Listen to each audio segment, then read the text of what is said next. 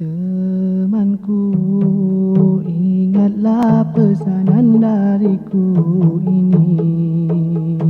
Sebelum ajal memanggil kita bersama, ingatlah akan kesalahan dan dosa yang kau lakukan. Ingatlah akan kesalahan dan dosa yang kau lakukan. Temanku, ingatlah pesanan dariku ini. Sebelum ajal memanggil kita bersama, ingatlah akan kesalahan dan dosa yang kau lakukan.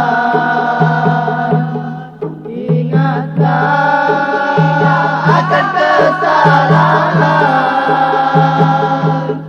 dan dosa yang kau lakukan.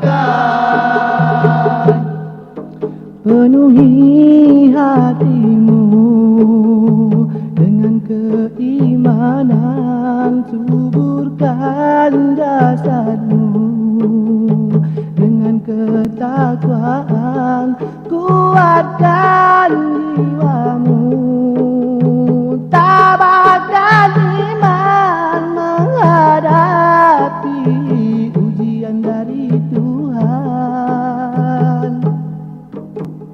Temanku, ingatlah pesanan dariku ini. Sebelum ajal memanggil kita bersama, ingatlah akan kesalahan dan dosa yang kau lakukan. Ingatlah akan kesalahan dan dosa yang kau lakukan.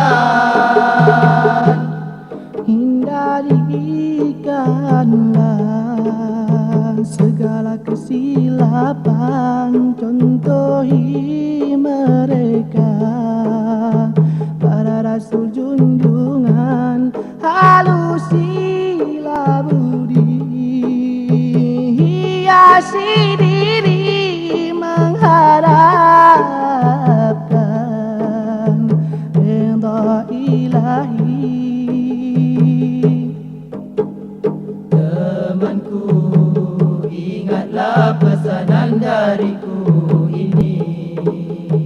Sebelum ajal memanggil kita bersama, ingatlah akan kesalahan dan dosa yang kau lakukan. Ingatlah akan kesalahan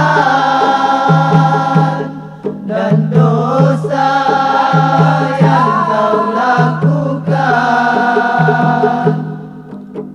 Semoga kau dengari pesanan dariku ini.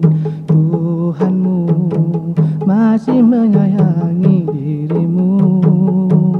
Bertaubatlah, insafilah, semoga dosamu kan diampunkan.